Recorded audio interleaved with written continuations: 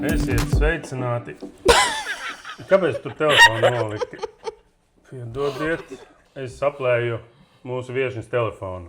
Šodien raidieraksta tēma skar mūžības jautājumus. Mēs runāsim par nāvi, par vecumu un par pazīmēm, kas liek domāt, ka tu kļūsti vecs. Es šorīt aizgāju uz dzelzceļu un vācu šitās te nātres, priekš zupas. Iedomājieties, normāli cilvēks piezvanas Boltu, jau atved man kaut kādu kebabu, ļuļu, kaut ko tur. Es aizgāju un vācu nātres. Un kāpēc? Jums tas nešķiet? Nu tā ir tāda vecuma pazīme. Ne? Varbūt tev nav naudas. Es nesen nopirku jaunu zāles pļāvēju un braucu mājās un nevarēju sagaidīt, kad es viņu izmēģināšu ātrāk un nopļaušu zāli. Un tad man likās arī, ka tas laikam par kaut ko liecina. Es pieļauju, ka manī pamodās ne tikai vecums, bet arī latviete.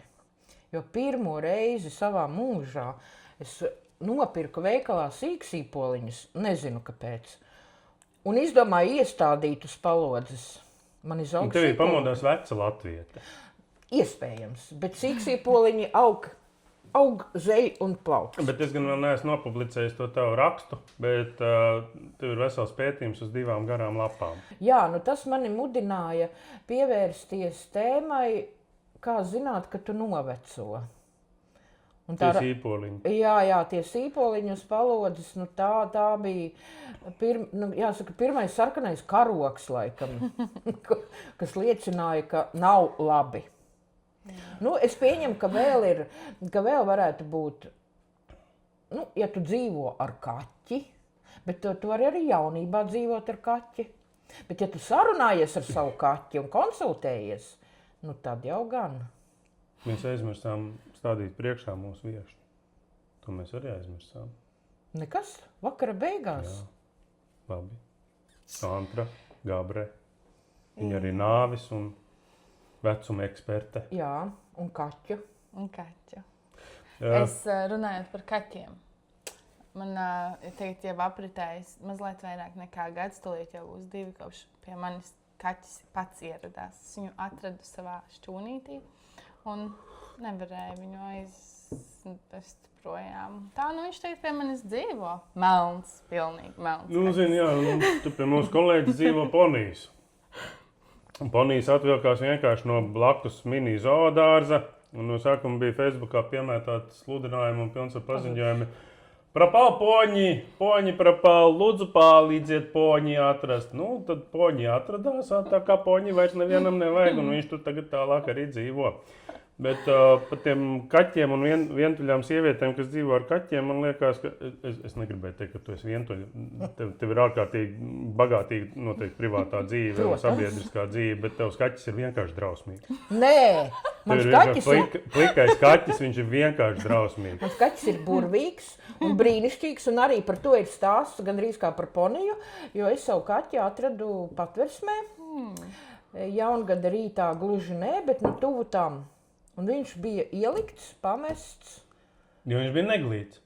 Nē, viņš bija glīts.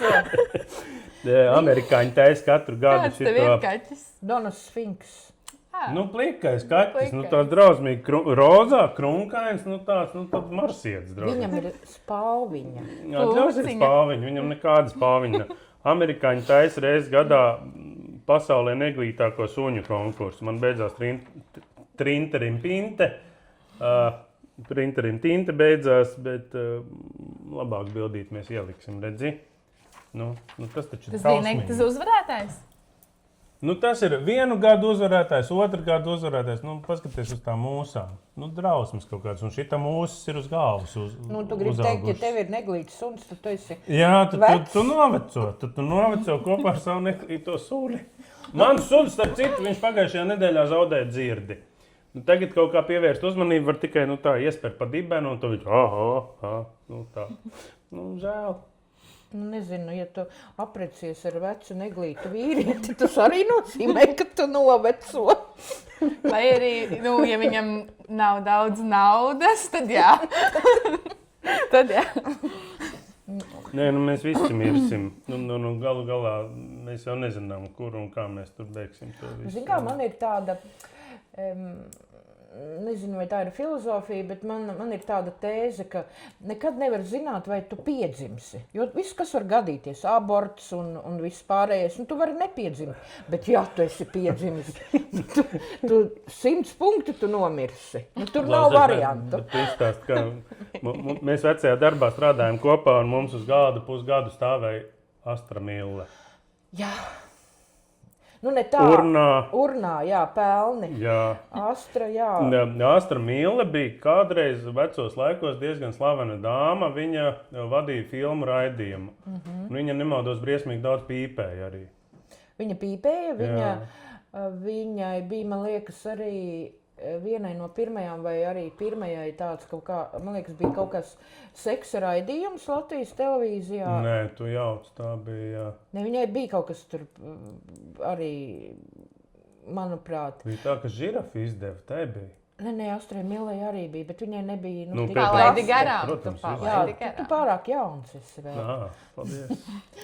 Tad, man tā dzīvē sanāca, ka man piedāvāja apbedīt Astru Milli, jo viņai nebija neviena tuvinieka, viņa bija nomirusi sociālajā mājā, un tad žēlsirdīgā samāriete, tā teikt, viņu kremēja. Situācija ļoti burvīga. Tu aizēji kā žurnālists, aizēji uz kaut kādu iestādi, kaut ko tur runāties, kaut kāds jautājums uzdot, pierakst kaut ko, un starp citu jūs negribat rekur nelaiķis stāv. Jā, lūdzu, dodiet, jā, labprāt.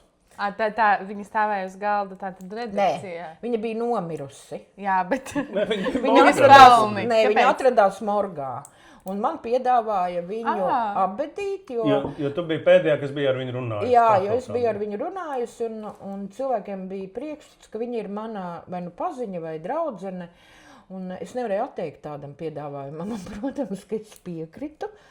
Un arī norganizēju viņai bērītes. Imants arī piedalījās. Jā, tās bija viens no smieklīgākajiem bēriem, kādās vispār jau kādā esmu bijis. Jā, mūsu kolēģis Arnis uzklāja galdu. Un mēs ar godu pavadījām Astru. Bet tā kā es mēdzu prokrastinēt un vienmēr visu atlieku uz pēdējo brīdi, un tad arī es izņēmu Astras urnu no krematorijas. Un es sāku domāt, bet tā kaut kāda kapa vieta jāgādā. Un tad vēl nebija, manuprāt, pieņemti tie noteikumi, ka par kapa vietu nav jāmaksā. Tad vēl bija jāmaksā. Es domāju, vēl maksāt par kapa vietu. Nē. Un tad es viņu aizvedu uz darbu un noliku uz savu galda blakus Imantam. Un Astra Mille tur stāvēja tik ilgi, kamēr Rīgas doma mainīja noteikumus, un par kapa vietu nebija jāmaksā vairāk. Un tad mēs sarīkojām grandiozas bēres. Izklausās ļoti. Tas bija burvīgs pasākums. Un darbā mums arī stāvēja naglas no mēra kapiem. To pohuģņiem bija atstiepusi. Mēs kaut kā uz kapiem tendēti. Kādā sakarā viņi bija atnesusi un kādā sakarā uz redakciju, bet viņas bija satītas kaut kādā drausmīgā plēvē, tur ietīts un ar piekotinājumu, ka nekādā ziņā nedrīkst vērt vaļā, jo tad var, džins izlidos. Nē, ko nezinu, mēs vēl dzīvojam. Bet ar Astru arī bija jautri, jo viņa tur stāv galda. Viņai cilvēkam ir garlaicīgi, loģiski, bet mēs jau esam tādi jautrīši. Un tad kaut kad es viņu staipīju par redakciju ar tekstu Astri iepazīsties. Tā ir mūsu valdes priekšsēdētāja. Priekšsēdētāja nebija laimīga. Nē, viņai nepatika arī mans suns, man liekas. Nē. Viņš bija neglīts. Tobrīd diezgan glīts. Lai gan mēs viņu nopirkām par 200 eiro, laikam lētāk, tāpēc, ka viņš bija krunkains. Bīglis, jā, un viņiem saka, ka viņš ir slapjš sunītis. Nu, tas, ka viņam tās krunkas, tas viņa apzīmē, ka slapjš sunītis. Jā. Nu, tā, ka var teikt, jā, neglīts sunītis bija no dabas. Mēs cerējām, ka viņš lēnā garā ieaugs tajā savā maisā, ādas maisā, bet, drusku krunkains ir palīdzis. Bet atgriežos pie manas mīļākās tēmas, ja, pa kapiņiem un nāvītēm. Tad man jautājums, bet kā es, piemēram, gribētu, lai mani tāpat kā astru kaut kur staipa un iepazīstina un uz galda noliek, vai jūs esat iedomājušies, kas ar jums notiktu, man ir vēl visādi varianti, bet tos nevar teikt. Nē, zini, kā tā ir klasika, ja ir cilvēks kremēts, tad radinieki tagad ņems viņu kaisīt. Tad viņi sakaisa visu kaut kur, tikai ne tajā ūdenī vai pļavā, bet sakaisa sev drēbēs, sejā, iešņauts iekšā opi. Es arī iešņaucu opi iekšā, mēs aizbraucam uz Mērzdragi kaisīt opi. Kārtīgi iešņauts. Ops ir ar tevi. Es laikam negribētu, lai mani kaut kur kaisa, varbūt šī iemesla dēļ. Lai mani kāds neiešņauts. Ja tas ir apmēram, tā kā, ja raktu, tad pa gabalu kāju rokam tur, roku tur. Bet viņš ir visur, nevis tikai vienā vietā. Ne, un vispār, tu vari gribēt, tu vari negribēt, tu tāpat nezināsi, ko pakaļā palicēja izdarīs ar tevi. Jā, un kas notiks kapsvētkos, arī nekad nevar zināt. Jā, man liekas, ka runājies. Krievi taču klāja galdus. Kapsvētkos, bet... Nē, viņi riktīgi uz tā nelaiķa kapavietas uzliek galdu, uzliek šņabī, gurķi. Bērēs, Nē, viņiem tur ir kaut kādas paminkas un kaut kas tāds. Jā.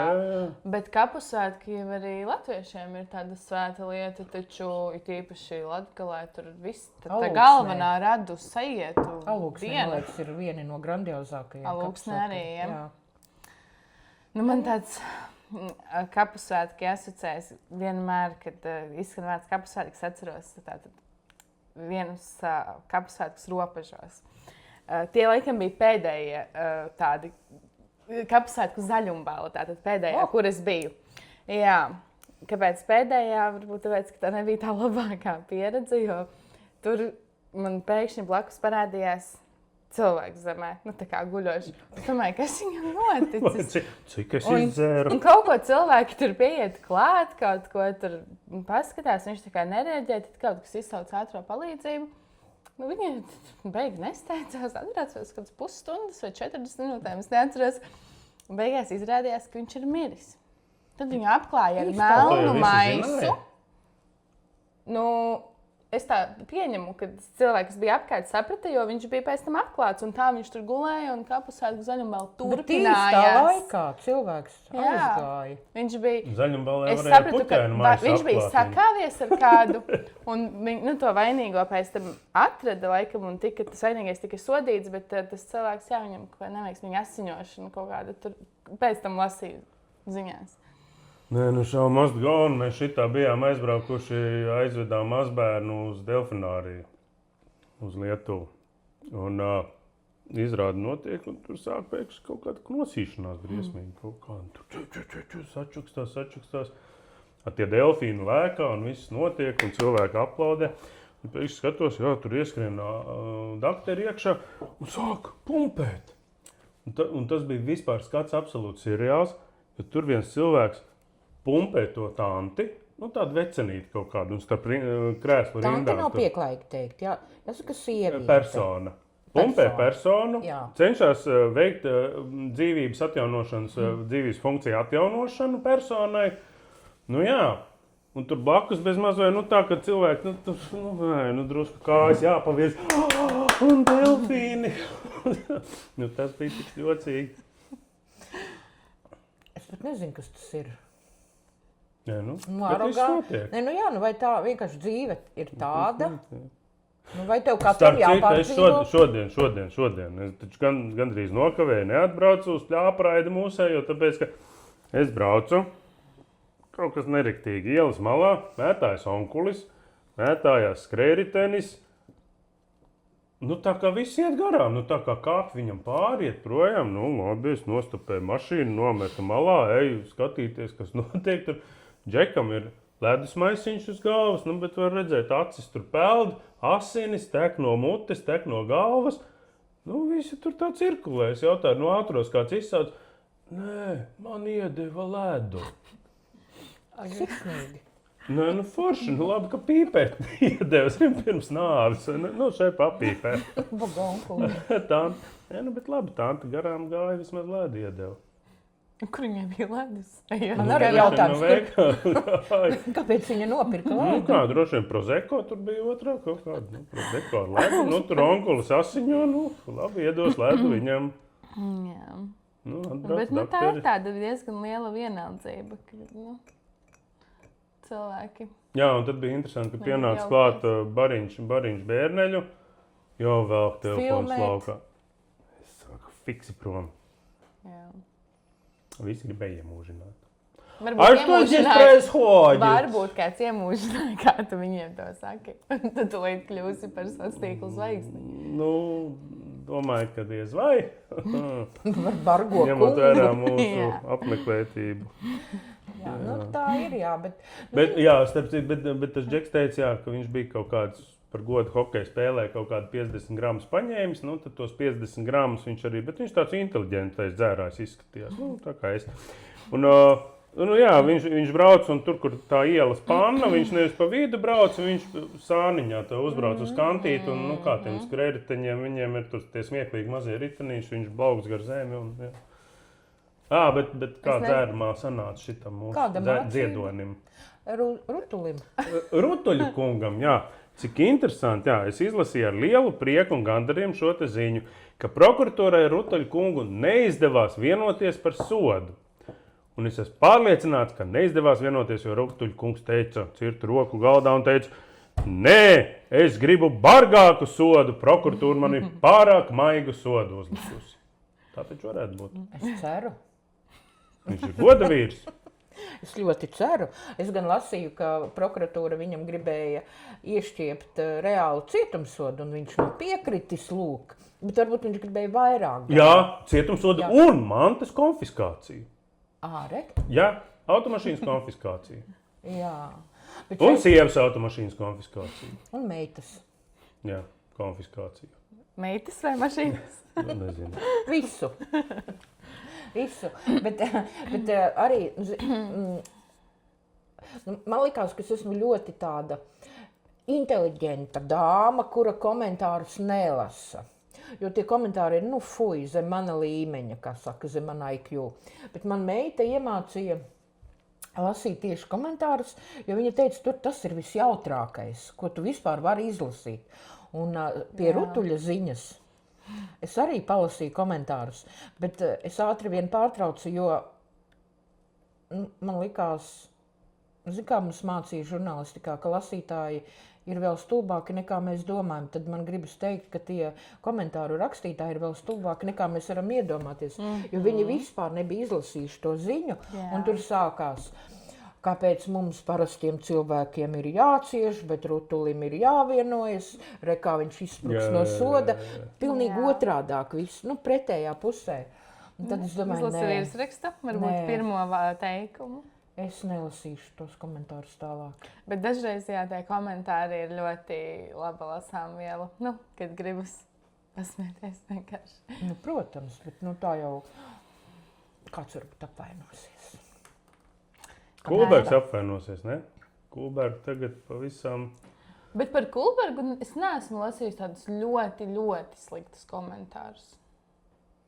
Vēl neesmu. Varbūt es vienkārši neesmu daudz lasījis par Kulbergu. Nē, Bet, vismā ir atbalstoši, jā. Bet tur vēl kaut kāda, ka viņš tur šitas te autolobijas un kas tur vēl ne. Par katru jau kaut ko var izdarīt. Jā, es arī gribēju teikt, katrs jau kaut ko lobē, bet, nezinu, es tā... Es nevarētu teikt, ka es analizēju, kurš tur pie varas un kuram tagad kas, bet pirmais man ienāca prātā, tā ir mana samaitātā fantāzija. Es uzreiz iedomājos, kuram gan negribētu to CV ierakstīt, ka es biju premjeras kaut vai 2 mēnešus, kaut vai mēnesi. Tas tomēr ir tā, vai ne? Un tas pat ir izdevīgāk, tāpēc, ka par 2 mēnešiem tev pēc tam nevar piekārt pie lielā zvana un nevar pateikt, tu neizdarīji to un tu neizdarīji šito. Jo reāli, ko par 2 mēnešiem? Nē, neko, bet premjeras tu esi, vai ne? Nu, amatā tu esi, pie sienas bildi tev pieliks. Bet, zini, man ir tāds labs iespējas par viņu no tās viņa lobēšanas laikiem, jo tas bija, es diezgan daudz rakstīju par to autoprogrammu, elektroautoprogrammām. Tad bija tā kaut kā, ka viņš, laikam bija iepazinies ar manu daļliteratūru, un arī mēs ar viņu runājāmies, un viņš mēģināja mani pārliecināt. Ka tas ir labi? Jā, bet nav svarīgi, vai labi vai slikti, bet viņš mēģināja pats runāt un pats personīgi šo te problēmu risināt. Mani kā problēmu mēģināja risināt, runāja, tas ir atkal labi. Cita lieta, ka mēs palikām tur pilnīgi pretējās pozīcijās, bet, labi, tas varbūt nav šodien topiks, bet tā elektroautoprogramma ir kaut kāds pilnīgs ārprāts, un mums te stāst par kaut kādiem klimata mērķiem, bet es tur, kur es te biju tos ciparus piemetis, tur sanāca apmēram, ka ar PVN tur līdz kaut kādiem 60-70 tūkstošiem tā mašīna maksā. Un cilvēkam, kurš var nopirkt par 70 tūkstošiem mašīnu, tagad dod 5000 eiro. Kas tas ir par stulbumu? Ko tas risina? Kā tieši tas risina? Tas ir tā. Jā, bet tas ir tas ir arī tā, ja tu pats nemeklē informāciju, ja tu pats nelasī, tu pats nedomā, tad tev, tu vienkārši to informāciju uzsūc un tev liekas, 5000, labi, tas varbūt ir daudz, bet tu jau neredzi to kopsakarību tālāk. Vienkārši tev pašam ir jālasa. Tev ir jāmeklē informācija, nevis tikai... Es nesaprotu, ko tu ar to gribi pateikt. Es visu kaut ko meklēju un visu kaut ko atradu. Un es atradu, ka tā ir šitā te... es par to arī runāju. Principā, ka tur džeki, kas ir pie šprices, saviem korišiem, tur uztaisa dāvaniņu. Citas jaunas mašīnas no saloniem arī nemaksā baigi lētāk. Nē, bet šitās maksā visdārgāk. Jā. Tieši šīs maksā visdārgāk. Dārgāk nekā jebkura cita? Dārgāk nekā jebkura cita, jā. Tieši šīs, kurām ir atbalsta programma, tās ir elektroauto, hibrīdi, visādi. Tur pat ir, kā viņš saucās, ūdeņraža auto atbalsts. Mammīt mīļā. Es jau par to runāju, ka ja tu meklē un tu atrodi to informāciju, tu vari arī oponēt un salīdzināt. Bet lielais vairums, ja viņam pasaka, tev tur ka mēs glābsim ziloņus, mēs izglābsim ziloņus Āfrikā. Tagad tu neskaties kopsakarību, cik maksā to mašīnu utilizēt pēc tam ar visām piemēram. Labi, bet viņi tagad, es tā vairs neteikšu, bet viņi tagad piesakās klimata ministrijas, saprot, delitēt. Tā ir tā kā laba ziņa, jo tā kā klimata ministrija tika izgudrota tāpat vien, tāpēc, ka vajadzēja vēl amatus sadalīt, tad uztaisīt. Ko jūs sakāt par to jauno kabinetu? Es gribētu daļrunīgi klusēt. Jo? Jo tu strādā tādās iestādēs? Nē. Tev izmetīs no darba? Ne tāpēc, bet... Man vienmēr ir jautājums, vai cilvēkiem nav nērti. Vai viņiem pašiem nav nērti? Tu nevari būt meistars katrā pilnīgi vietā, ja tu darini, ja tu darini zārku, diez vai tu taisīsi Rolexu, ja? Tu kaut kādā jomā esi, bet tur cilvēki ceļo no vienas vietas uz otru. Galvenais, ka ir pilnīgi vienalga, kuru cilvēku tur ielikt, bet lai ir tas savējais vai partijas vai kaut kāds tur labais puisis vai labā meitene. Un man vienkārši ienāca prātā par izglītības ministriju. Es ar kaunu atzīšos, ka es nezinu, man ir sajukuši jau tie izglītības ministri un ministres, bet es domāju, es esmu palikusi pie Čakšas laika, ja? Un tad man liekas, tiešām vienkārši mēs kaut ko ieliekam, kaut ko noņemam, kaut ko ieliekam. Es saprotu, ar kādu mērķi tie cilvēki tur tiek likti. Jo, piemēram, ja tu esi nozares cilvēks un tu esi ministrs, un tev pēc tam vēl ir tajā nozarē jāstrādā, tu nevari to nozari, piemēram, es neteikšu sagraut, bet kardināli mainīt pret nozares interesēm. Bet ja tev ieliek, no ginekoloģijas kabineta, piemēram, tev ieliek, kaut kādā tur auto ministrijā, un tad tu tur visu izdari, ko vajag, un tu aizej atpakaļ. Un no ar tavām rokām tiek veiktas kaut kādas reformas. Man liekas nepareizi, ka atkal iekšlietu ministrija un aizsardzības ministrija atkal ir nodalītas dažādām partijām iedotas. Spēku struktūrām viņam vajadzētu būt vienās rokās. Iekšlietas un, jā. Es vakar, piemēram, pajautāju mākslīgiem intelektam, lai viņš sastāda labāko Latvijas ministru kabinetu. Viņš bija ļoti interesants. Protams, ka viņš lika arī politiķus vairākās ministrijās. Piemēram, ekonomikas ministrijā viņš ielika Valaini un pieaicināja kā konsultantu Ilonu Masku. Kāpēc ne otrādā? Bet, piemēram, aizsardzības ministrijā viņš izvirzīja Jāni Slaidiņu. Un, kas vēl man likās interesanti, finanšu ministrijā viņš atvilka Valdi Dombrovski atpakaļ no Eiropas parlamenta, kas arī noteikti nav tas sliktākais variants. Bet ko tu piedāvāji? Kādu tu uzdevumu devi? Es viņam devu uzdevumu, lai viņš iedomājas, ka viņš tagad kļūs par premjerministru un izveido tā kā mākslīgais intelekts ir premjers, jā? Viņš bija premjerministrs, un viņš arī teica, ka viņš nevienu citu nevirzītu, jo viņš par nodokļu maksātāju naudu vismaz nedzertu kafiju un spētu tā vietā strādāt, kamēr citi atpūšās. Pagaid, un sievietes arī viņš piedāvāja? Sievietes, Kvota? jā, viņš piedāvāja, nē, viņš nepiedāvāja. Ļoti slikti es tādu mākslīgo intelektu kā premjeru Nē, atlaist. piedāvāja. Man šķiet, ka viņš kaut kur ielika Braži, bet es neatceros, kurā ministrijā. Ministri, ne? Jā, ārlietu ministrijā viņš atstāja. Un tikai viena sieviete. Jā, Nē, tas nedara. Bet tā arī tagad ir, vai ne? Kulberga piedāvātajā. Jā. Man liekas, ka tu Kulbergam jautāji. Jā, viņš tur piestrādā par konsultantu. Jūs pamanījāt, ka Šlesers taču arī to savu ēnu kabinetu bija izveidojis. Tas tā kā Anglijā. Un tur bija zem atveries, ka ekonomikas ministrs bija Loginovs. Atceries, bija Rīgas ostā tāds. Es atceros, vienreiz pie viņa aizgāju uz interviju.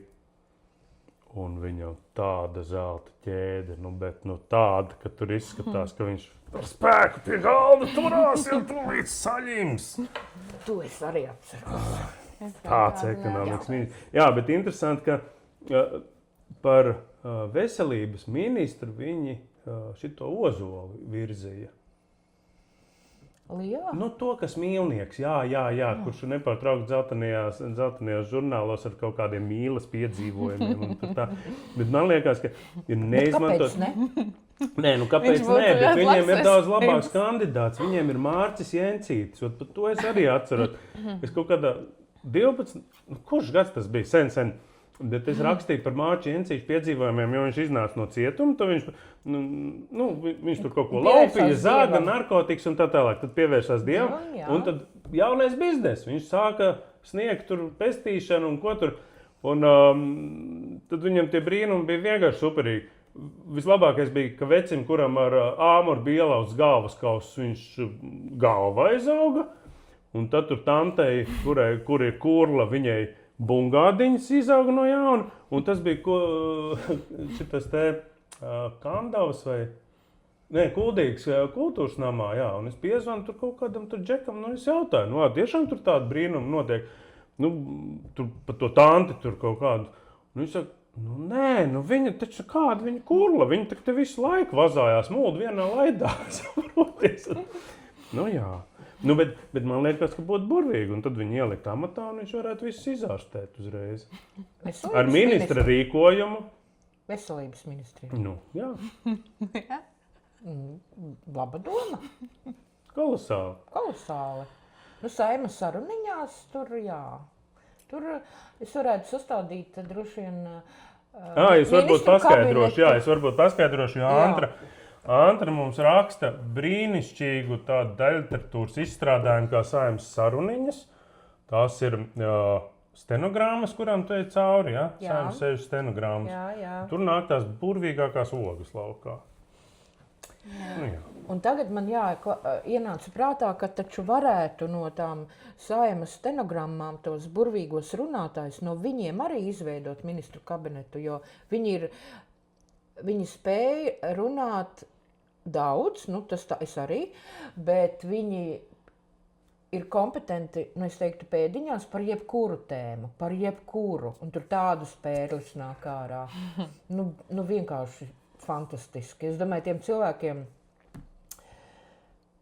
kaut kā man visu laiku vēl kas to sveškaunu. Man liekas, viņiem nav kauns, jo, kad es lasu tās stenogrammas, man reizēm, es domāju, nu nē, bet man ir jāieraksta, ko jūs teicāt.